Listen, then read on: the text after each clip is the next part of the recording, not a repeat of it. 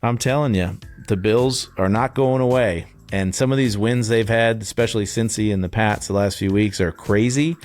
But crazier things have happened than them winning the AFC East with the Patriots losing to Miami in the last week of the season. Who knows?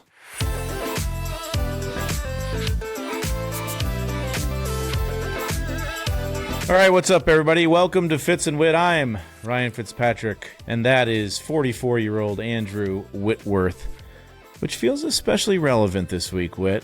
Not just because it was your birthday, but because Phillip Rivers went out there and played in a football game at 44 years old. We can still do it, baby. We can still do it. We'll get into it. I'm proud of Phillip. It was an admirable effort, fun for his kids. We'll talk about it in a little bit, but he certainly looked like a guy that was 44 and hadn't worked out in almost 5 years. This is a Wave original, and if you enjoy real football conversations, perspective from guys who've been in the locker room, and stories from us dads navigating raising our combined 11 children, please subscribe on YouTube or wherever you get your podcast. And if you don't mind, leave us 5 stars. It really helps the show. Follow us on social media at Fitz and Whit. That's Fitz, A-N-D, Whit. New episodes every Wednesday, and Whit. We've got a good one today. Tell the good people what we've got coming up. Well, following another wild week in NFL action, Fitz, we're going to talk a little bit about some of those antics this weekend. You already mentioned it, Phillip Rivers. We got to talk about the old man coming out of retirement, and also, maybe what that says about the state of the current QB position in the NFL. We got to see some young guys step up. Speaking of tons of kids, Fitz, we'll get into your flight home. You were sending me some texts. I got some questions. I want to figure out this first. I had some issues. There's first class issues with. Listen, FAA director, he said we got to start learning to be respectful and kind on these flights. You know what I mean? We'll dig into it. We'll also dive into, well, what is really, as we all said all year, the parity is at an all-time high. So we're going to get into these heated playoff races. It's all going to come down to the wire, who's in, who's out. And apparently, we're going to get into, I got an opinion on this. Which fan base is the booziest in the NFL? Not bougie. Not bougiest. Booziest. Who drinks the most, right? Yeah, exactly. Okay. If New Orleans isn't on that list, I'm going to be very upset. I've got some guesses. Buffalo's got to be there too, I would think, but we've got some guesses. All right, well, let's start with Phillip Rivers. I wrote down some of his stats. So Phillip, 18 for 27, 120 yards, a touchdown, an interception. My prediction was 22 of 28, 118, a touchdown, an interception. So it's pretty close. Yeah. But he was 9 for 9 passes behind the line of scrimmage, 7 for 9 of passes 0 to 10 yards, and then didn't go so hot passes over 10 yards. First of all, proud of the guy. I mean, here's the reason he came out of retirement was his buddy and his coach threw a lifeline and was like, dude, I need you. We need to have you here. What do you think? And he did it out of the goodness of his heart. I mean, he's obviously a competitor, but he's trying to help out a friend. The play, I don't mean to laugh at you, Phillip, but the play where he fell down, I know exactly what you're saying. Got back up and rumbled forward for 2. We knew he wasn't going to take many sacks that game. Yeah. I think when you watch a guy like that, what it does do, he knows how to run an offense. He's not going to miss shifts and motions and procedures and the snap count and getting you in the right play, whether it's running to the left or the right or switching up a run play to a pass play or vice versa. That's the stuff that we know he can do. He's top 10 in terms of passing all time, yardage, touchdowns, all those good things. The physical obviously isn't there anymore, but I thought it was an admirable effort. And I think if we're grading him based off of Phillip Rivers in his prime, probably not a great game, but we can't. We got to grade it on a scale, just like at Harvard. Yeah. We got to curve this one a little bit. I would give him a C- for his grade. What do you think, Whip? Okay, I like that. Listen, I'm not going to try and act like I can evaluate Phillip Rivers as a quarterback other than to say I love the dude's energy. I love that he was back out there talking trash. I mean, the dude's incredible. Awesome. I mean, even the one snap where he tries to get down on a knee, another messed up snap play, and they all hit him at one time. I literally was like, oh, that's it. And he just kind of stumbles back up. He's like, kind of brushes it off. And I was like, there's no way this dude's playing more football after this. And he does. And so you got to give him credit for that. He said, listen, I drive around all the time. My wife thinks I'm a psychopath. And I'm like, honey, I just want to throw one and get hit one more time. I want to get hit. it. He's like, I've been waiting for it. He definitely got what he asked for in that case. But yeah, I thought it was an admirable effort. And, I mean, there was a lot of talk around this whole situation this week, everything from, it's ridiculous that he's playing to some people were inspired by it. I thought the coolest thing to me is after the game, hearing him say, hey, listen, they were asking him all about it. And he says, this is not the main reason that I'm out here, but if one of the kids I coached or one of the young people that watched me do this today, just in general, walks away with an attitude of like never fearing failure and wanting to go take chances and believe in themselves that they can do something that somebody says they can't. Man, if that's something that comes out of this, how freaking cool and awesome. Like, it was just cool to hear him talk about that, because we talk about this now with young people right now today. Fear of failure, fear of judgment. It's one of the biggest things young people deal with, man. Constantly worrying about what other people think or what if I fail, instead of just leaping into situations and saying, I'm going to figure it out on the fly. And that's what Phillip Rivers did. And so to me, when I look at it, I know there's opinions about people saying this is bad for football, all these type things. To me, when I look at it, I'm like, man, how awesome is this game? Because if you watch the video of his high school team celebrating when he throws a touchdown and they are seeing coach throw a touchdown, man, that is what football and the sport of playing a game is all about. It's about inspiring people. It's about making people feel better while they watch something, creating that competitive drive in people to go try and do whatever it is they do in life with that same spirit we do as athletes. And I thought Phillip Rivers did that. So to me, man, I couldn't have more respect for the dude already, but what a cool testament he was to that. Yeah, and I was pretty sure he was going to pull his hamstring on the touchdown celebration, where those things got up pretty high. He kicked it. That was a good chicken kick. Anymore. That was nice. I think the larger conversation here is this an indictment on the way that quarterbacks are being developed? The fact that we don't have somebody else that can step into the game. I don't know what Riley Leonard's injury situation was, but I think he probably, if they wanted to, he was going to be able to go out there and play. Here's the deal, though. I think especially with a head coach or an offensive coordinator, a play caller, those guys have huge trust issues. Yeah. And it's really hard. Take Indy right now. I mean, they started 7-1. They've obviously hit a little skid here, and they are reeling, and they need something. And that veteran presence of a guy that's going to be able to go out there and not screw it up.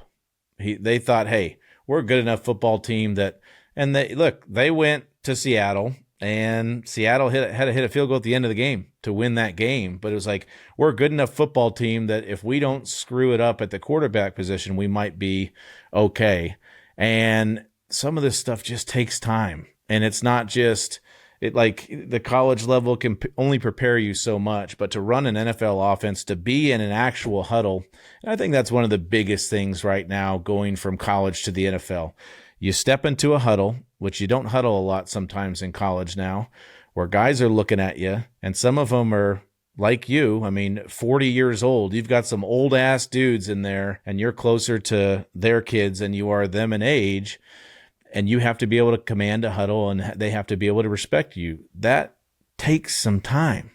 And so learning these NFL offenses takes some time. There's a procedure just to be able, for me when I was a rookie, to be able to call a play and to get up to the line of scrimmage and to make the right shifts and motions. I considered that a win. It didn't matter what happened after the play. If I could do the procedure of the play, I considered it a win. So in that regard, guys are much further along coming to the NFL right now from college, being able to do some of that stuff. But the NFL game is so fast. There's so many things going around you. It's hard to get the trust from the coordinator or the play caller to the quarterback, and that was why Phillip got brought back. He trusted him. He knew that he wouldn't lose the game for him, and these are high stakes right now. Look, if they were sitting at 4-8 in that game, then Phillip wouldn't have come back. They're not doing this. This is a high stakes game. So now the question becomes, how long does Phillip play? I guess as long as they're in contention, he's playing. We have one more week. Like, I just don't want to see Phillip out there versus Houston week 18. I know that much. Yeah, exactly. And I think they've already said with Anthony Richardson's actually eligible to come back and practice, they're going to stick with Phillip and, as of today, as the starter. So we will see. That's my real question with this situation, though, with the Anthony Richardson situation. Is it that the Colts don't want him to play? Or is it that Anthony Richardson and his agent are mad at the Colts, so they don't want to play for the Colts. Like it's one of those two, because it does seem like and maybe it's a combination of both, but there's some awkwardness there right now. And I feel like now being 6+ weeks removed from the orbital surgery, I'm no doctor, but if both sides wanted it to happen, I'm sure he would already be out there on the field. So that one's interesting. But I don't think this is an indictment on Riley Leonard. Like, the kid is young, and you have a Hall of Fame quarterback that could potentially keep you afloat. You've got a great running game. You need somebody to come in and manage a game. Like, who knows? We'll see what happens with Riley Leonard throughout his career, but I agree with you. I do think too, it's one of those things. Think about what this team did. I mean, they went and traded for Sauce Gardner. They thought they were all in for going to a Super Bowl. So, like, to me, this is a totally different situation, because you're bringing a guy like Phillip in because you're going, hey, we're not going to go with a young kid that we're not sure if he's ready, because at least we know, to your point, like, Phillip's not going to lose us games, and he's going to run the offense to a way where we can probably go out there and play efficient enough football and get enough defense to go compete and try to, manage a season where we did start with an unbelievable start to the season and had all these aspirations. So we're trying to keep that afloat. But I'd also say, Fitz, like, I think it's interesting too, when you talk about young QBs and you talk about what you got to know. We talk about now in the NFL how the pictures are changing all the time now at this level. Like, what you think is going to be this coverage is a different coverage, and they're masking this, and they're hiding that, and then some teams just play this. And so you think of like what you came in as a young quarterback and had to know,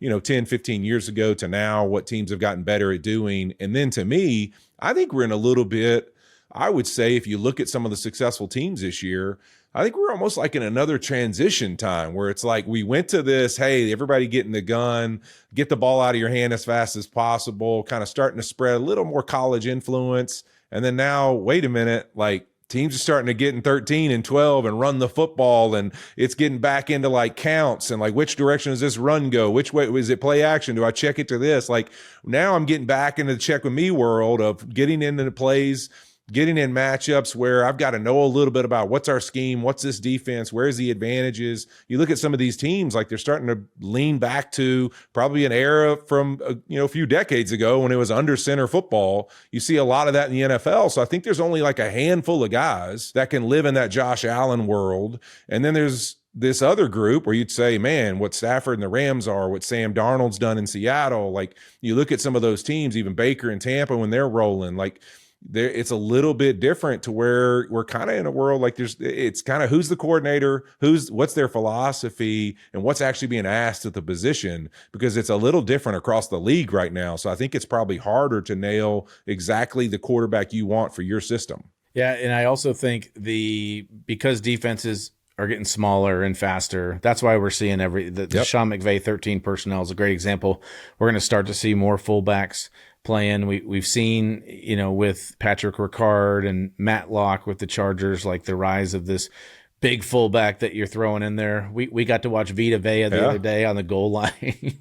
Yeah, I mean, listen, I know the jumbo numbers, there was just an article came out, the jumbo numbers are through the roof. So, I mean, you look at it, all these teams are playing heavier. I mean, that's the reality. And I think to some degree that starts to become a thing, as a young quarterback. Like, now, unless you have a veteran center who's helping you understand the strengths and where we want to go with run game and all that type stuff, that's another challenge that's thrown on your plate. Well, and one of the reasons that I'm so excited about a guy like Drake May, like, obviously, like, Drake May has taken the step this year. He's shown us all, but I've said this before, in that system, that New England system, which is dying, there aren't a ton of coordinators from that system that are running that now.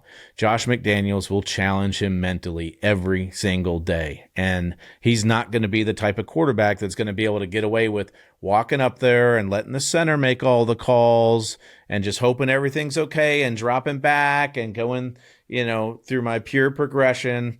He has to own it from the second he breaks the huddle to the second he makes the mic point to the second that ball is snapped. He's going to have to know everything. And I'll just say it one more time. The biggest jump I made in my career was when I went to Houston, and Bill O'Brien and George Gottschee showed me a new way of looking at offensive football. And if you look at my numbers before I got to Houston and my numbers after I got to Houston, it made all the difference in my career. And it opened my eyes. And part of that is the quarterback not just getting away with RPOs and looking if a linebacker's coming or not, and all this, the proliferation of everything that's come up from the college game, But truly having an understanding, the Tom Brady's and the Peyton Mannings and those type of guys, that's still what the NFL needs. And you can get away with some of the other stuff for a little bit, but the long-term success of a player, a lot of it has to do with a deeper understanding of the game and the consistency. And I think that just takes time. So the problem now is like the patience game. I think J.J. McCarthy is actually a good example right now. Yeah. He was kind of put into an unfair situation of go to a team that won 14 games, Sam Darnold, who played great, up until that last game, and go ahead, your team. Expectation is 14 Good wins. luck. Go. At least look, there's still plenty of flaws there, but we're seeing a little bit. We're seeing a little bit of development this year, especially in the last couple of weeks. And is it perfect? No. Are there a lot of things he needs to work on? Yes. But that's an offense that's going to challenge you. It's going to make you. This is why Daniel Jones went to Minnesota, and it made him see the game in a different way. It made his preparation go a different way. Sam Darnold's talked about it too. But that part of it and being able to take that step, it's like a master's degree in playing quarterback in the NFL. Those are the guys you're going to see that are going to be successful, that are able to take those lessons and go. Oh, all right. Now, I wanted to play a little game with you, Whit. Oh, boy. I want to talk about these playoff races because okay. No, I'm in for that. It is very intriguing to me. And I labeled them. I said, okay, let's go NFC. Let's go with the NFC. Let's do it in order of the least intriguing race to the most intriguing race. And then we can just kind of talk through them.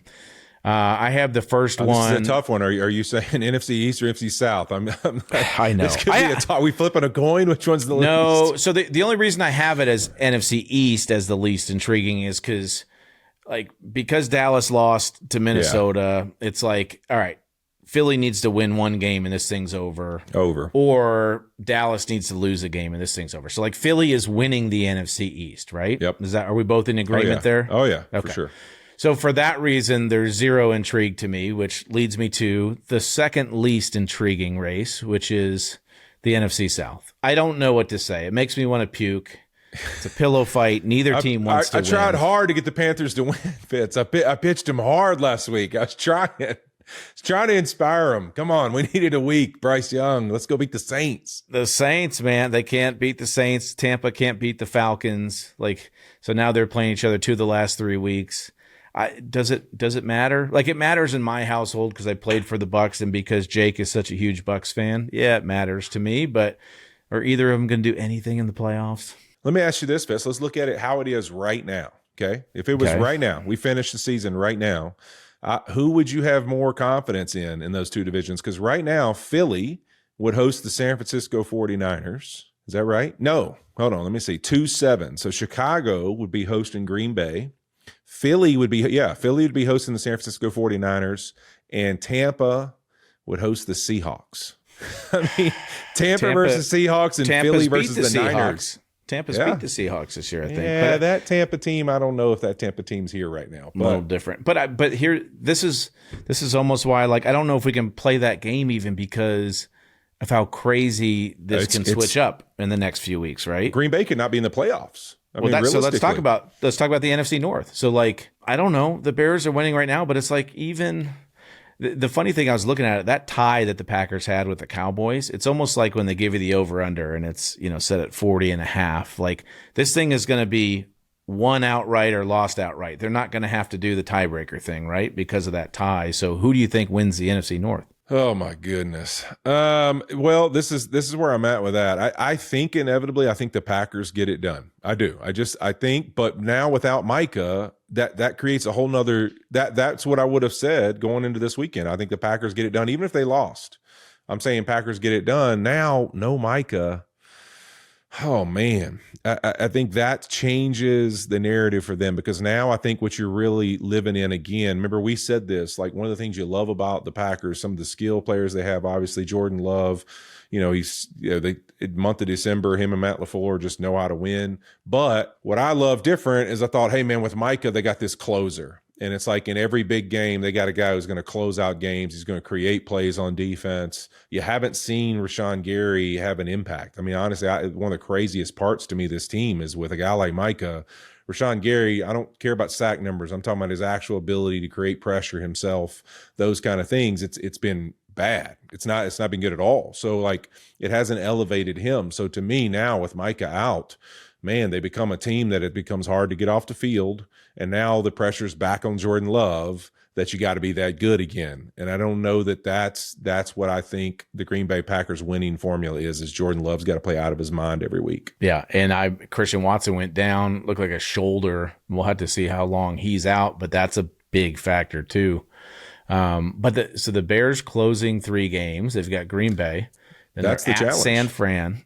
And then they're home against Detroit. Like they may have the most difficult closing 3 games here.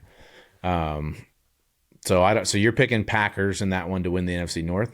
Yep. I think the Packers can get it done. I think the Chicago Bears have been continually impressive. I think this weekend I'll pull a Sherm and say, whoever wins this game. No, whoever wins. No, but it isn't even that, right? That's the weird thing about this one is even if the Packers do beat them again, it's still not a foregone conclusion that's going to be how it ends up. And that's what's wild about it. So I think in this division, this one is probably, I would say, more intriguing than we probably give it credit for, just because it is going to be interesting to see who's that home team. Going to Chicago, going to Green Bay, those are 2 tough places with the weather, with everything else in the playoffs. I think that's a pretty pivotal situation for them. If both of them get in, which I think is likely that both of them could get in, it's going to be crucial to see which one of those teams has a home game, because that is going to be big. Having to go there, you think of in years past, teams having to go to Green Bay, having to go to Chicago, any of those situations, man, that is a whole different world to go play a road game in the playoffs, depending on who it is. Like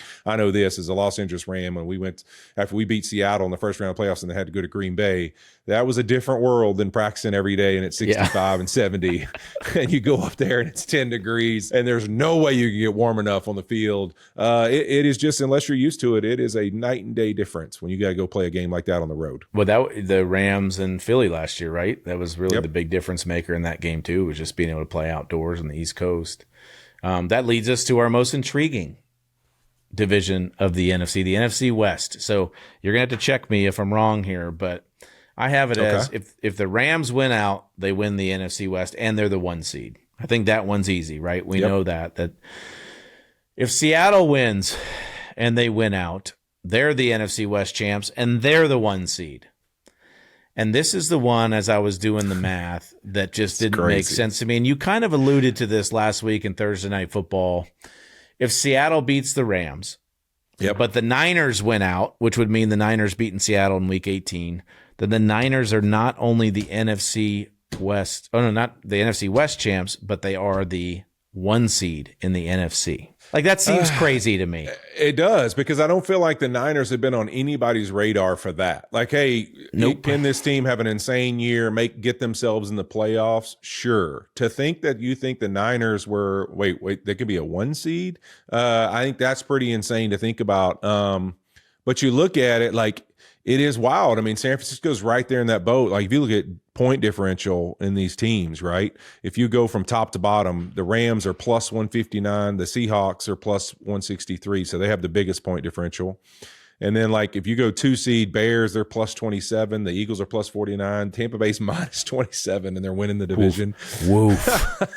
The Niners are plus 51 and Packers are plus 67. So Detroit's the shocker. They're one of the highest point differentials and they're not in the playoffs right now. They're plus 83. So that's pretty wild. But you look at San Fran, like it is crazy, but offensively, they're only getting healthier right now. Pearsall back. I mean, I think that their group, they can score points. I mean, we saw them play the Rams. I mean, let's not forget that was a shootout. The second time they played, when we had them on Thursday Night Football, the Rams couldn't slow them down that night either. And so you really look in both matchups. If the Rams are the 1 seed, they had a tough time stopping the Niners in both games offensively. It's just the second game they were on fire offensively and outscored them. So you can get in the playoffs and you can score points like the Niners can. You got a chance to win, because Robert Saleh's one hell of a coordinator, and I don't put anything past that group. And San Fran's not an easy place to go win either. Yeah, and I rewatched we have the Rams at Seattle this week, and I went and rewatched that first game. And so the Rams won that one 21-19, if we all remember. But I mean, there were a lot of big play, like game turning. Obviously, Sam had the 4 picks. Game turning plays, though. Puka had the fumble. But the punt at the end of the game that went out on the 1 yard line. I mean, it's 21-19. Seattle's got a timeout with like a minute 40 left. So then the Rams punter, your guy, Ethan Evans, the squatting machine, puts the ball inside the 1. It's kind of weird watching that 2-minute drill, though. Sam didn't seem to be much of a hurry. They end up missing a 61-yarder at the end of regulation to lose the game. But that game, that's one of the only games this year where, I mean, the Rams start the game, they're running all over them, and then Stafford seemed out of sync. He seemed a little out of whack that game, especially in the second half. And Seattle's defense will do that to you, but they just got diced up by our guy, Phillip Rivers. So there's no telling in this game what the heck's going to happen. And weather could be a factor too. So, oh man, bring out the rain. I know. This what do we do, Fitz, really in this situation? What was your rain games? What's the vibe? I mean, is the ball change at all? Do we change the football, like how we get it done? Does the towels, like what? So the ball doesn't, the way that you do the ball doesn't change at all. I just am super vigilant about watching when that ball gets set on the field. I think that's part of it, because you know, if you're going to go tempo, then you're going to have a ball sitting on the field and the rain's going to be coming down the whole time. So I would prefer not to go tempo and have that ball be as wet as could be. I would prefer to huddle up. When you huddle up, they'll change the balls out on almost every play. And a lot of times you'll see the ref, if it's really coming down, he'll kind of put a towel over that ball and keep it dry for as long as possible. I think, pampered bastards. I know. I think it's easier. Put a towel over the ball. It's easier to get a gun snap than underneath, especially like on a short yardage under center play. That's when you could see it get a little bit dicey. Yeah. Because I think as a quarterback, you take it for granted sometimes. I always talk about, you know, giving pressure with your bottom hand to your top hand.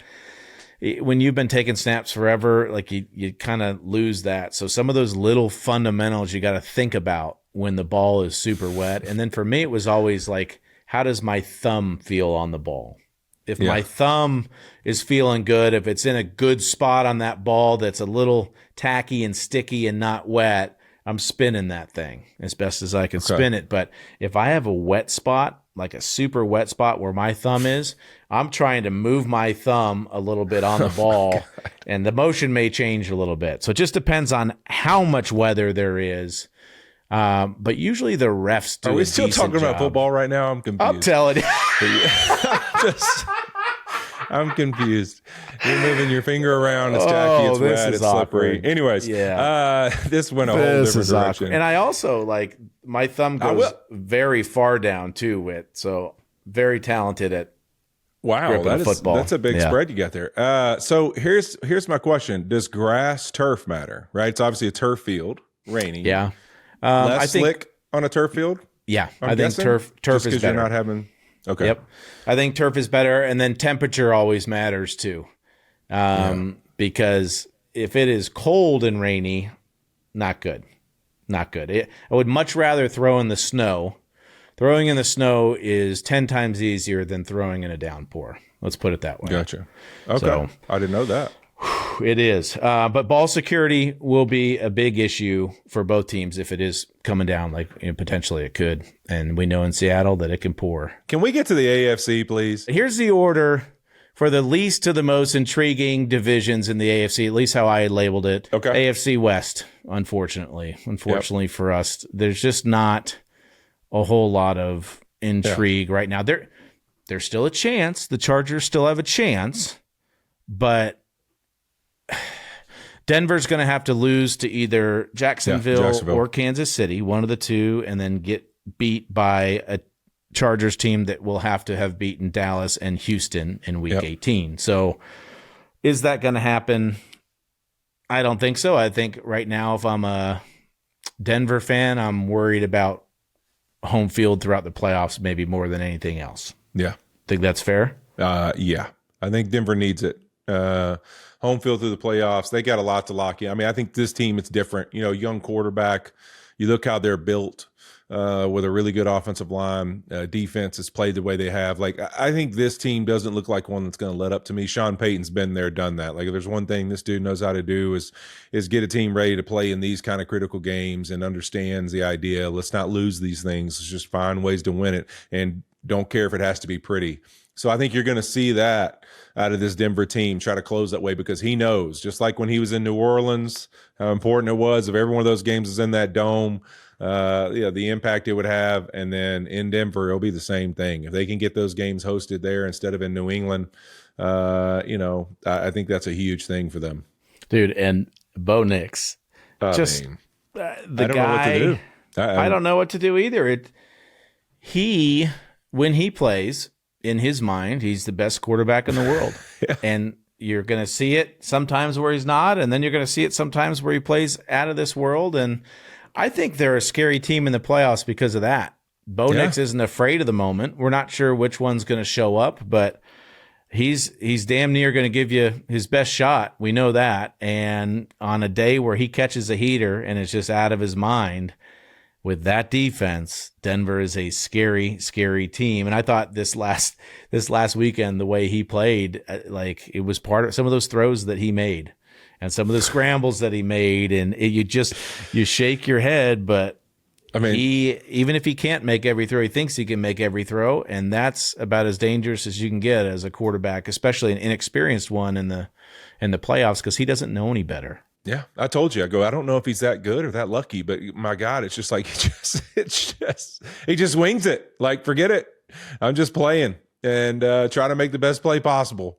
And it can be boring or it can look drunk. It can be both. I mean, that's just the reality of watching him play. But you look at that one and you say, man, Chargers, that's a challenge. I think Houston's a tough team to beat right now. They're probably one of my favorites right now to kind of say, you said it early in the year, 0-3, but man, wild the way they're climbing. But what about AFC North? That can't be high on your list of intriguing. No, so that's where obviously are they at? That's the next one. Yes, okay. And the only reason it's intriguing is because is it going to be Pittsburgh or Baltimore? Yeah. I don't know. And do we care? I care only because I would rather see Baltimore play than Pittsburgh. I have more fun watching Baltimore than Pittsburgh play, I guess. And so I want Baltimore to make the playoffs, but Baltimore, they don't have an easy road. I mean, look at both of them. I mean, yeah. I mean, Pittsburgh and Baltimore, both of them. I mean, it's literally just, I don't know if you feel good about either one of them after this stretch of games, but it's going to be gross. I mean, Baltimore got New England and at Green Bay. Pittsburgh's got at Detroit and then Cleveland. Like, I don't know. I think Pittsburgh, my guess, finds a way to get this done. But, man, I would be interested to see a Baltimore team in the playoffs just with how some of these teams are in the AFC. It feels like if you could get Lamar and those guys to play the way they can, I mean, the one thing they can do is usually turn it up and score some points. But, yeah. Man, this is an ugly, ugly division finish for sure. Shout out to our guy Kyle Van Noy. Hey! One of the reasons that he has lasted so long in the NFL is because he's got great self-awareness. He knows who he is as a player.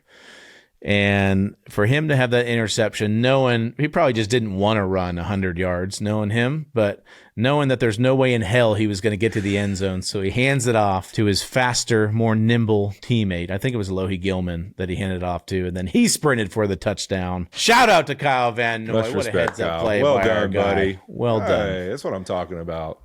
But Let's go. I've said this for 2 weeks now, and you and Sherm, when I said it on Thursday Night Football, talking about the AFC East, you guys are rolling your eyes. We were. It was 21-0. Dave Portnoy was all excited. The Bills come back and win. That was going to be hard for the Patriots to sweep the Bills. Amazing comeback by the Bills. But now, again, I have Week 18 circled. The Patriots have to lose. In order for the Bills to win the division, they have to win out. And the Patriots... They can lose to Baltimore and still win it. They have to lose to the Jets or the Dolphins. They have to lose to somebody in the division. Yep. And I just see that Week 18 game against the Dolphins. Who knows? Who knows what's going to happen? You've been there, done that. Been there, done that. I wasn't even going to bring it up, Whit, but we've been there and done that. So I think The Bills can take care of Cleveland and the Jets. We'll see against Philly, but it is at home for the Bills against Philly. But this one, to me, on the intriguing factor, is number 3 in the AFC because I'm telling you, the Bills are not going away. And some of these wins they've had, especially Cincy and the Pats the last few weeks, are crazy. But crazier things have happened than them winning the AFC East with the Patriots losing to Miami in the last week of the season. Absolutely insane. I think that one's crazy. Josh Allen's probably put himself right there in the MVP conversation again, and if not leading it, I think Stafford will get a chance this weekend. I think you play Seattle and win in Seattle. That'll be a huge boost to that. But Josh will need some more heroics to happen, but he is definitely proven why. He's that, what we've always said about Mahomes, Josh is that guy too. The reality is his teams are never out. And as long as Josh Allen's the quarterback of them, they got a chance to win. But then we got to move to this AFC South, Fitz. I mean, Houston 0-3 with a chance to get right back in this thing and not only make the playoffs. Like I'm not going to give you credit for the division win because you only said that they would still make the playoffs. So you didn't say they'd be division champs. So we can't claim that. Well, I mean, Indy started pretty damn hot, They did. So. They were pretty hot. So you didn't jump out there. But so, all right, here we go. If the Jags lose to Denver and Houston wins out, the teams will split the regular season matchups, both 5-1 in the division. Jacksonville lost to Denver to put them at 5-3 against the AFC West and the NFC West. Yeah. So you'd get to the fourth tiebreaker. Houston would be 10-2 in the conference, and Jacksonville would be 9-3. So Houston would win the NFC South after starting 0-3. And this only happened because I read the damn NFL stats about division wins and playoffs to start our podcast week 1. And the percentages after 0-3 start, basically a 0% chance of making the playoffs. That feels like a real possibility, though, right? I mean, dude, I listen right now. Like we said, when you look at this Houston team, we keep talking about Denver. I would argue, I think Denver's been in some better scenarios because of how they've played on offense.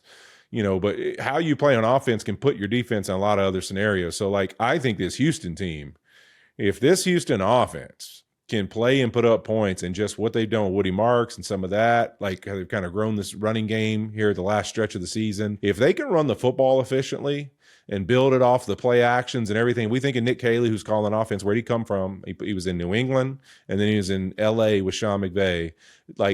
He would love nothing more than to have an efficient run game and call play actions and boots and everything off of it. If they can start to be somewhat of an efficient offense week in and week out that you can count on, this defense is as rare as the Broncos defense, in my opinion. I think they are that kind of good, if not better, because what I love about them, whereas I'd say the Broncos edge rushers are good, they're kind of home dependent, in my opinion, a little bit. When they're at home and they can jump the count, they're speed guys.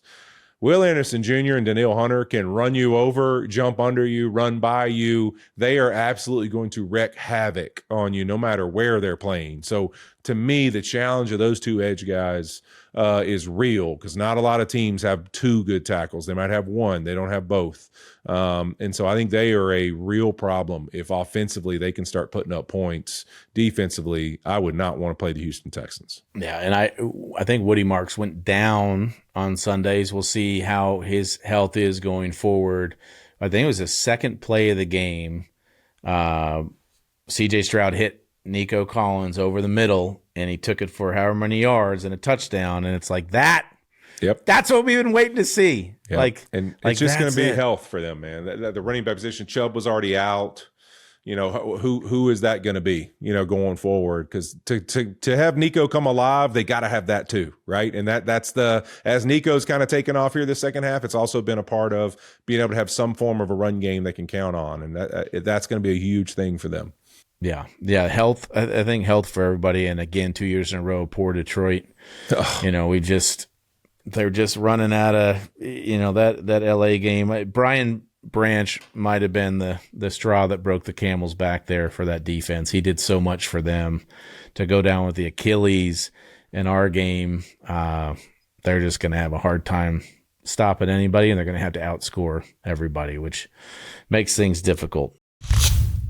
This next segment is presented by DraftKings. The crown is yours. Okay, Beardos, another week of NFL action means another week to win big. We're moving on to Week 16, Whit. We're each going to pick our top players in Week 16's games on DraftKings. I'm going to go with the Saturday night special, Whit. All three of mine are coming from those Saturday games. The first one. Big Saturday night guy. So A.J. Brown has 4 touchdowns his last 4 games, so I'm going to go more on A.J. Brown touchdowns. I like that. Okay, well, I'm going to give you a little sevens special, I like to call it, this weekend. I'm picking the Buccaneers-Panthers game, both teams 7-7. I'm going to say Bucky Irving for more on touchdowns this week. Okay, I'm going to move to Cincinnati, Miami. I think Burrow and the boys, they got to get back on the board, baby. We had a tough weekend. I'm going to go Joe Burrow for more in touchdowns passing this weekend. Okay. And every now and again, you find a little glitch in the matrix. I'm going to go Colston Loveland more. And let me tell you why. Okay, I would love to hear this. He's on a little bit of a streak right now, the every other streak. Okay. He scored versus Pittsburgh, then not versus Philly. He scored versus Green Bay, then not versus Cleveland, which means he's going to score a touchdown this weekend. Okay, I like your philosophy there. I'm going to stick with my guy that I always love to pick if I was ever going to bet on a touchdown happening. I'm going to go James Cook for more in touchdowns this week for the Buffalo Bills against the Cleveland Browns. All right, you know the game. Now make it pay. Download the DraftKings Pick 6 app now and use code Fitz and Whit. That's code Fitz, A-N-D, Whit. Play just $5 and get $50 in Pick 6 credits. Make the call, ride the upside. In partnership with DraftKings Pick 6, the crown is yours. Gambling problem? Call 1-800-GAMBLER. Help is available for problem gambling. Call 888-789-7777 or visit ccpg.org in Connecticut. Must be 18 plus age and eligibility restrictions vary by jurisdiction. Pick 6 not available everywhere, including New York and Ontario. Void where prohibited. 1 per new customer. Bonus awarded is non-withdrawable. Pick 6 bonus picks that expire in 14 days. Limited time offers. See terms at pick6.draftkings.com/promos. You know, Whit, during football season, we're always ready for anything. And just like football season, I always want to be ready for sex when my partner's in the mood. Well, that sounds like you've got a very interesting pregame routine. For whatever mindset you're in, Rose Sparks can make any round of sex feel like winning the Super Bowl. And I know about so that. That's who I could have won. That's your secret. I got you. Okay. Well, listen, I'm not a real Rose Sparks user, Fitz, but we're excited to tell you what it's all about. Rose Sparks, 2-in-1 prescription treatment for guys who want harder and more controlled erections. They hit the bloodstream fast, really fast, because they dissolve under the tongue, Andrew. Getting hard fast means there's less waiting to perform. Plus, Fitz, its dual action formula stays it is active in dual your action. system for up to 36 hours. So you can be ready for round 2 and even the morning after. We're talking 3 rounds, Fitz. That's incredible stamina, Whit. Wow. If prescribed, new sexual health patients get $15 off their first order of Sparks on a recurring plan. Connect with the provider at ro.co/Fitz and Whit to find out if prescription Rose Sparks are right for you. That's ro.co/Fitz and Whit for $15 off your first order. Sparks is a compounded drug product. Compounded drugs are permitted to be prescribed under federal law but are not FDA approved and do not undergo FDA safety, effectiveness, and manufacturing review. For full safety information, go to ro.co/safety info. Speaking of some of the stresses of making the playoffs, there's also some teams that have not been having great seasons. I would imagine they've been probably drinking away some of those blues. So let's get into something here. All right. We're going to start talking about these fans, right? And who is the booziest group, all right, in the NFL? Not bougie, boozy, getting into the liquor, getting into the alcohol because they're obviously down in the dumps and depressed about how their season's going. Action Network surveyed fans around the league and reported a percentage of fans, or which percentage of fans, I should say, drink 5 or more drinks on game day. All right. Do you think you can guess the top 5 teams that drink the most? Okay. On game day? I hate forgetting teams. So I'm pulling them up right now just to look. Okay. I'm putting the Buffalo Bills and the Cleveland Browns in there. Okay. As 1 and 2. Good tailgating scenes. Let's see. All right. I'm going to go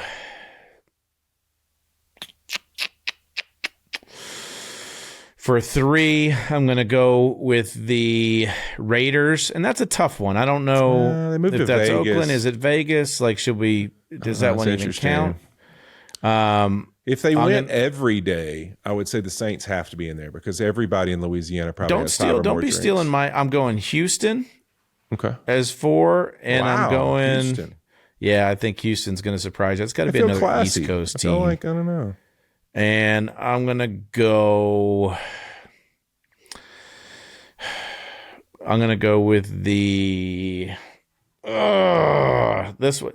Let's go Miami Dolphins. And those are bougie. So drinks, Miami, Houston, Buffalo, Cleveland. And did you settle on Vegas? And Vegas, yeah. Okay.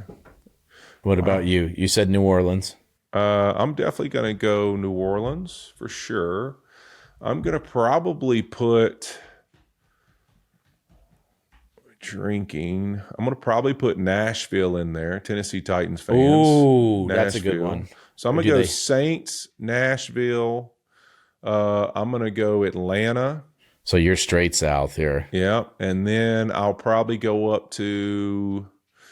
It's going to be somebody in the Northeast. I'm going to go Buffalo and the Jets. Number 1, Cardinals. That's bullshit. There's no chance. Get out of here. No. Number 2, Bills. This is a lie. Number 3, Texans. Ooh, I like that. You hit Houston. I liked Houston. Number 4, Carolina. I don't understand that one. Yeah, I don't either. I got the Titans. There we go. And number 5, Titans. Nashville was a good guess. Now, listen. The New Orleans Saints not be on this list is craziness. I mean, absolutely craziness. It's all these people do is drink. What do you mean? they're in the top 10. Okay. Listen, they need to be in the top 1 or 2. This surprises me though that it says that Giants fans drink much more than Jets fans drink. Like really a 2-to-1 ratio. Yeah, in the same city. In the same place. Like, well, that's interesting. Now the fans are much different, but I would have had that flip the other way. For sure. And then I don't agree.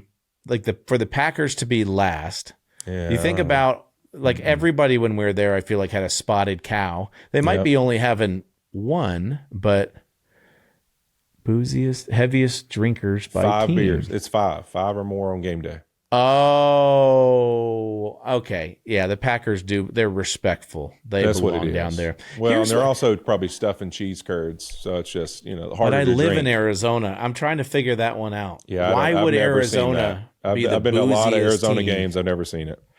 Is it because it's a destination? So when your team, like East Coast teams, are playing the Cardinals, no matter what time of year they're coming out to Arizona. This is like the NFL Top 100. They handed it to 4 people who voted and just put some random crap. Now, there's no way this is accurate. I'm not believing it. Not believing it. This is like the top 100 when they go hand it to like 3 practice squad guys who vote on the thing, and it's like, how did this guy get so many votes? Well, there you go, right there. This is what it is. They just me and you know firsthand though that the Bills should be at the top of this list, and they are. The Bills are definitely up there. I think the Saints and the Bills are probably the 2 fan groups that I've ever been around where I have zero question they're in the top 5 of that's all they do. Like literally, New Orleans Saints, like New Orleans, that's all you do. What do you think Bourbon Street exists for? Every block, it's like that's all you can do is drink. There's nothing else to do other than who gave us this list, and I think the Browns. Shout out to Browns fans. You guys deserve some respect. You should be in the top 5 as well. Yeah, I want to redo this. Can't they just be at the top of something? Every yard, every sack, every interception, and every touchdown with Pick 6, DraftKings' newest game. Every snap can turn into a big-time payout. This isn't just watching the game. This is playing to win. Here's how it works. Pick more or less on 2 or more player stats. The better your picks, the bigger your payout. It's that simple. Pick 6 gives you more upside than any of those other pick'em sites, and it's available in most states, including Texas, California, Georgia, Missouri, and more. Go bold, go big, and start stacking wins with Pick 6 from DraftKings, where every pick can pay off huge. And here's the kickoff bonus. New DraftKings customers get $50 in Pick 6 credits with just a $5 entry on your first pick set. We're moving on to Week 16, Whit. We're each going to pick our top 3 locks for players in Week 16's games on DraftKings. I'm going to go with the Saturday night special, Whit. All 3 of mine are coming from those Saturday games. The first one. Big Saturday night guy. So A.J. Brown has 4 touchdowns his last 4 games, so I'm going to go more on A.J. Brown touchdowns. I'm picking the Buccaneers-Panthers game, both teams 7-7. I'm going to say Bucky Irving for more on touchdowns this week. All right, you know the game. Now make it pay. Download the DraftKings Pick 6 app now and use code Fitz and Whit. That's code Fitz, A-N-D, Whit. Play just $5 and get $50 in Pick 6 credits. Make the call, ride the upside in partnership with DraftKings Pick 6. The crown is yours. Gambling problem? Call 1-800-GAMBLER. Help is available for problem gambling. Call 888-789-7777 or visit ccpg.org in Connecticut. Must be 18 plus age and eligibility restrictions vary by jurisdiction. Pick 6 not available everywhere, including New York and Ontario. Void where prohibited. 1 per new customer. Bonus awarded is non-withdrawable. Pick 6 bonus picks that expire in 14 days. Limited time offers. See terms at pick6.draftkings.com/promos. Big Whit Energy. Can we pick a Brown this week? What do you think, Whit? Do you have anybody? No Big Whit Energy for the Browns. But I do have, we had Kyle Van Noy get an interception this week. Yeah. Led to a touchdown. But we also have a podcast guest who's going to get Big Whit Energy this week. It is my man, Garrett Bowles, who absolutely got her done this weekend. He was phenomenal against the Packers. GB, I'm going to call him GB because he calls his head coach SP. GB. He was fired up after the game, if you've seen it. They were underdogs at home against the Packers. He was not happy about it. But you know what? My guy, Garrett, man, unbelievable player. He's had an insane year. He's one of these guys that's in the conversation as well. We talked about Aaron Brewer last week. Garrett is without question in that conversation as one of the best linemen this season. He's having a hell of a year, and he had a unbelievable performance against the Packers. Did a hell of a job keeping those guys off the quarterback. So Garrett Bowles, baby, GB, legend, Big Whit Energy of the week, baby. Let's go. Hey, my question to you, because I saw during the game, I don't know if I can't remember if it was an interception or fumble that wasn't a fumble, but it was one of those where the whistle blew. Yep. But a defender picked up the ball and started running. Yep. Okay. But I swear to you, they already blew it dead. But GB goes chasing after this dude. It reminded me a lot of like I believe that belongs to Mr. Gilmore. Yeah. But like full on effort. I'm just thinking, don't pull a hamstring. Yeah. But I don't know if he didn't hear the whistle. I don't know if that's just his mentality is like, all right, even if this isn't a play, I'm not going to let you do that. Thank God the guy ran out of bounds and like he didn't allow Garrett to hit him. But what was I don't know. I feel like we teach our kids like play to the whistle, but for me, if I throw the ball, yep, and maybe my arm gets hit, but I know, or I throw a swing pass and I know it's a forward pass, and one of those stupid defenders picks it up and starts running with it, I'm not chasing after him. No, I don't know for you if you couldn't see, like your back is to me, so I don't know if you can't see and you have to do the stupid chase down or what your mentality was in that. But GB, I thought was going to pull something on a play that didn't mean anything. No, but I did get in some absolute scream fest. I think Walt Anderson and I one time just literally because it was like one of those where we'd had like, you have won a game or something. In this game, we literally had 3 plays. We were playing in Tennessee against the Titans with the Rams, and Jared had been hit kind of late as the ball's coming out. And it's like 3 in a row in this game where they didn't blow it dead, and we're running sideline to sideline, chasing these guys to the ground, and every single one of them was an incomplete pass and not even close, but they just kept not blowing it dead.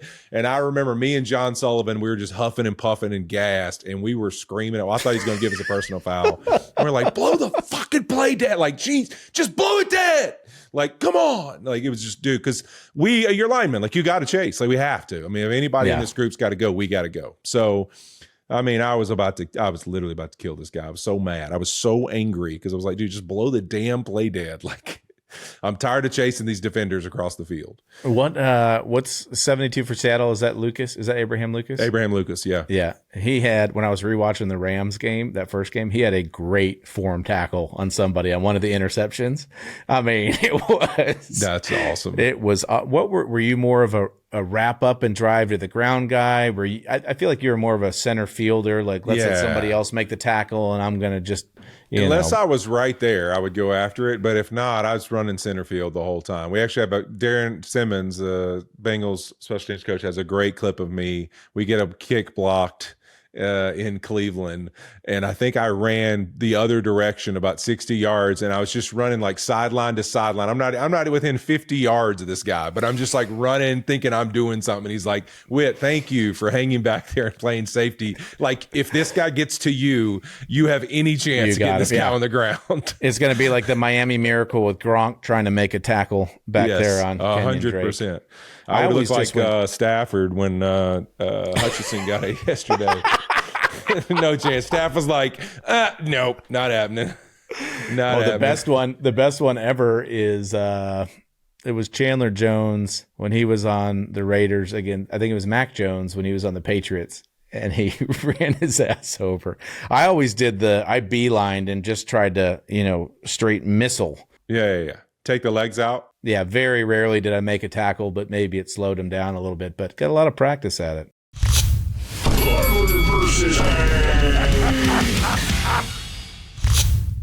It's been a minute, buddy, but I don't want to do it. He's back. The champ's back. I'm losing to a damn mutt. I know you're a little salty, but Hank is ready, baby. He's locked in, and he's planning on taking you to the cleaners again this week. So come on, make your picks. Let's get it in. Hank's hungry.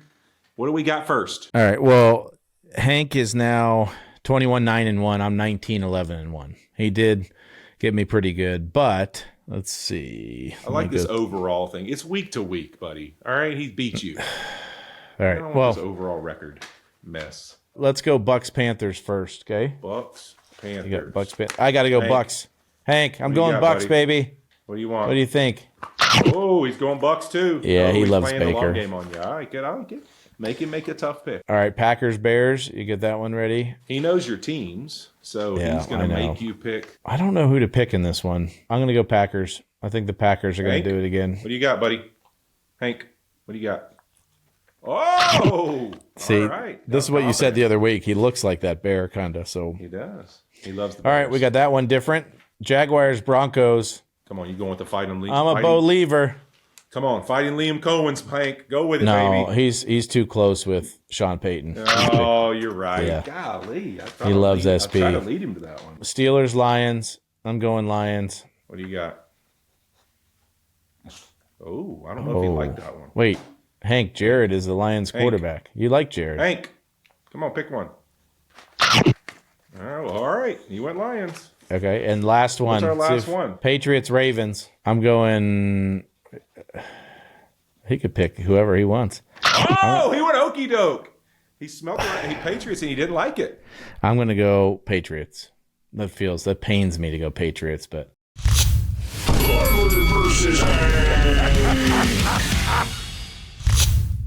I want to talk to you about my flight. Oh, because I have questions. You shot me some text. I have questions for you because we may be different here. Okay. Now, look, we've both traveled with young kids a lot. Yep. And I had to ask Liza about this because Liza has traveled without me with all 7 of our children quite a bit. She's insane. She's awesome. I always feel for moms, especially with young kids when they're getting on a plane. I try to help out in the best way possible. Try to have tons of patience. Now, when we fly to our games, if I'm not flying Southwest, if I'm on American or United, I'll usually be in first class. Well, I flew Southwest out to Tampa. I flew American Airlines back to Phoenix, and I was in first class. And a family of 6 came on the flight. There was a maybe a 5-year-old, 3-year-old, 2-year-old, 6-month-old mom and dad. And they got... Been there, done that. 2 and 2 in first class. So they had rows 3, A and C, and they had row 3, D and F. And then the dad had row 2. And so one of them was a lap child. Now, before I get into anything else, I just want to get your thoughts on young families in first class. I never did it. Now, I'm not going to look down on it. We never did it, but I would love to hear your thoughts on young families in first class. Well, I mean, I think the first thing you're going to know, because you know me, is that we definitely have done it. And I don't know that my kids, let's see, listen, we've done some Southwest flights. We've done a little bit of everything above, but my kids have definitely always been in first class for the majority. I would say that for the majority of the time. Definitely first class kids. So we're definitely the crew with all six, if it's a lay flat, my kids are, they're throwing a party because they got their own lay flat. They're pretty jacked up when they get a chance to get first class. I have no problem with that. And if you want to, if you can pay the money for it, wonderful. And if it makes it easier on mom and dad, I think it's great. Now, here's where my issue, and here's what happened on our flight. There was zero thought or preparation that went into this flight. There was not a flight game plan for this family. So you're just asking people to be prepared. They got on the flight. American didn't have any screens on the seats, right? And so they get on and the mom says, oh, they don't have screens. And I didn't bring any of the iPads or headphones. Uh-oh. That's that. I don't even understand. There's zero thought or preparation that goes into the game plan of the flight. So again, I've been there. I promise. Yeah. I've had babies crying. We've done the whole deal. I always try to be very patient, but sometimes Thursday night leads to 3, 4 a.m. and then you get on the shuttle to go to the airport at 6 a.m. and just want to catch some Z's. Just a couple. Now, the first time I got woken up by the kids fighting, I was okay with it because it actually allowed me to order my meal and I got to eat my breakfast. The second, third, and fourth time, I was just curious because the game plan, again, no screens, no headphones. They had the oldest kid the farthest away from everybody, okay? Which meant that the oldest kid was hammering the back seat of the poor old lady in front with the feet. He was kicking. They told him to stop. Kicking. The parents told him to stop, but he kept doing it, and they stopped telling him to stop. And I felt so bad for the old lady who knew what was going on, but you got to put the dad there. If you have a kicker, if you have a kid that can reach the seat, you have to put the dad with them. The dad in front of the kicker. Can't leave the kicker alone. It just seems to make sense. So again, we need a game plan. We got to put together a plan. What is it? Is it 3rd and 1? Is it 3rd and long? What's our plan? All right. Are we playing an empty spread, 13 personnel, ground and pound? What are we doing? We have to have a plan. So here's what I would say. My kids have always flown in first class, but I will tell you this right now. Melissa's joy in life is that, and you actually heard the boys get this compliment, but her joy in life is every single time we take a flight, when the flight attendant comes up and tells her your kids, how they act, the way they treat people, whatever, right? That is Melissa's. There's not many compliments Melissa wants. She wants, anytime we're in public, anytime we're around people, they better be chivalrous. They better put people's luggage up. They better hold doors. They better say thank you. They better say please, all those type things. And so to your point, here's the deal. Yes. Did I always have the means while I was playing to put my kids in first class? We were in that world. We had 4, 3 and under. So we started with, they got to be biased. I'm going to sit in first class. So I'm going to pay to have the room because I'm 6'7", 350 pounds. And I like you don't fit. So you don't fit on a plane. I'm going to put my kids with me. So they were with me. And then it's what age do you kick them out of first class? I don't know. I don't know what the age is. When do we start picking when they move out of first class? So they've always been with us, but there's been 7,000 things. Fitz, I once carried, this is how crazy my wife is. I once carried not the plastic childcare seats, for a car, safety seats. I carried the steel fabricated, safest child seat that's ever been made in America. They weigh 40 pounds. Yeah. My wife demanded they ride in them on a plane at first when they were little. So Melissa. Melissa. I sweat, pouring sweat. I'm toting these freaking steel seats through the airport. So she has always had a game plan. We have never been short of a game plan. The kids, I can say with a lot of confidence, have never been a bother to anybody on a flight because Melissa Whitworth was not happening. It wasn't happening. So this family called an audible. The dad had a work computer, and so he gave the work computer to one of the kids. Now, again, they didn't have headphones, and so the kid And this was maybe the 3-year-old smart We enough weren't to playing do it out loud without headphones. playing it out loud without the headphones. Oh, and so my gosh. the mom at one point, this is when I woke up at one point. It wasn't because the kids, and I didn't hear, Dora the Explorer, whatever was being played. I heard the mom yelling at the husband. And look, it could be tense. It could be tense on a flight. When you're traveling as a family, it can get always tense. does. But she was like, I told you to tell him to turn down the damn computer. Take it away from him. Take it away from him. And I'm just like, at this point, I feel awkward. I'm like, I mean, if I had an iPad, I would have given them 3 of them and just let them keep them. You're about to throw the kids in your lap at this point. Like, hey, guys, just come sit in my lap. Let's hang out. Let's play some games. We'll draw some pictures. Beautiful. Just to put a cap on this conversation, though, because hopefully people aren't like, oh, you're talking about flying first class. Like, I don't know, it's a thing, and you get to fly it. You had to fly it more because you don't fit in seats, but it is nice to fly up there. But now sending Brady back and forth to college, I won't do it. I won't do it. Oh, I love it. No, I mean, somehow we need to fake adversity. Do we get an exit row? I don't know if we got an exit row. I'll have to ask Liza that. But, Brady's all of 6'5", 245 pounds. He's a big man.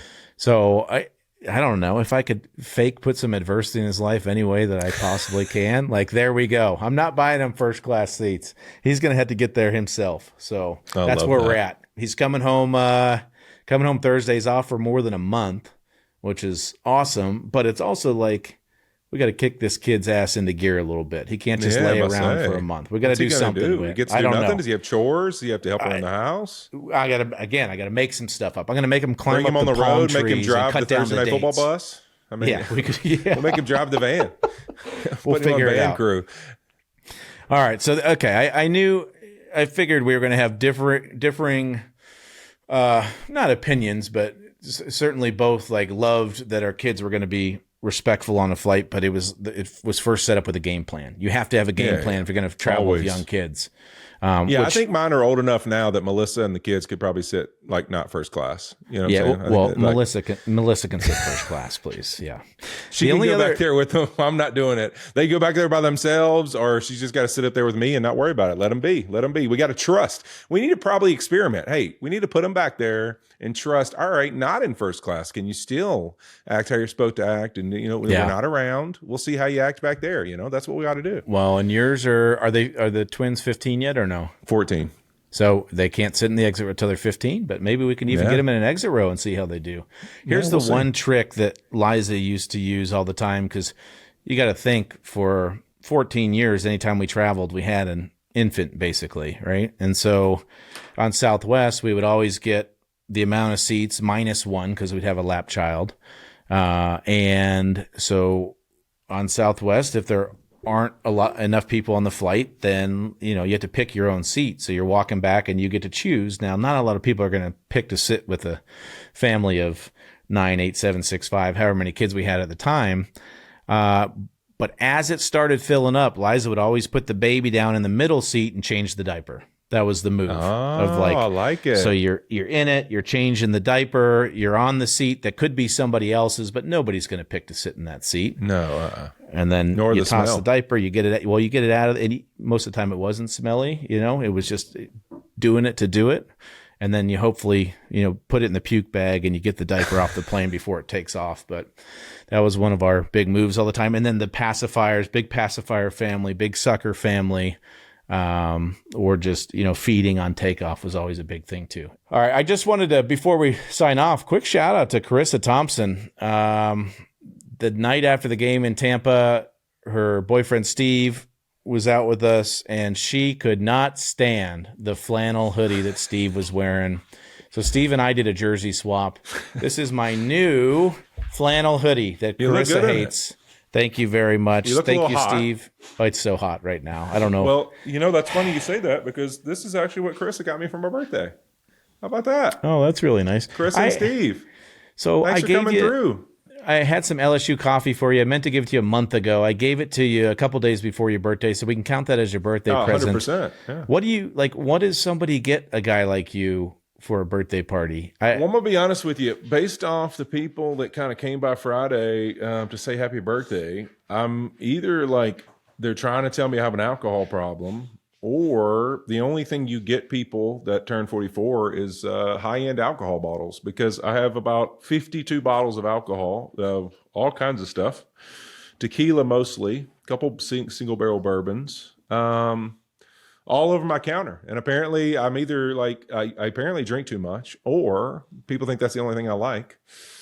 But, or maybe that's just the gift. Maybe that's the go-to. So first of all, tell Melissa thanks for the invite. It must have got lost in the mail. And then second of all, how many of those, let's just say you got 30 bottles. How many of those you think are recycled gifts from somebody giving them the gift? Well, listen, I mean, definitely a few. There's a couple wine bottles. It's like, Camus, or it's definitely somebody got it at a holiday party and they just brought it over. Like, hey, you know what? I got this at the holiday party. I'm gonna bring it to Whit for his birthday. A couple of those, but there's also some pretty high-end nice tequilas. So next time you come over, we have something to sip on. For sure. That's great. I went to 8-year-old Ruby's team soccer party the other day, and Liza was out of town. She was in California with Zoe for soccer, and I found out at the last minute it was a potluck. So I don't know. I'm Stuff scrambling. What'd you do? That's what I was like. Do I grab chips? I just did what anybody would do, any of your friends apparently. And I grabbed a bottle of wine that somebody had gifted me, and I brought it over, and I plopped it on the table, and 8-year-olds have at it. That is it for us. Riveting episode. It's going to be a good one next week, too. These playoffs are heating up, Whit. Can't wait to see what happens in our game, the Rams versus Rams, Seattle. baby. I mean, we're both Rams. We're both Rams legends. I ended the greatest show on turf. You brought it back. So, we'll be back next Wednesday with all the biggest news from around the league in Week 16. Fitz and Whit is a Wave original. Thanks to our production crew, and thanks again to all you Beardos for tuning in. We will see you guys next week. Thank you. Peace. Peace.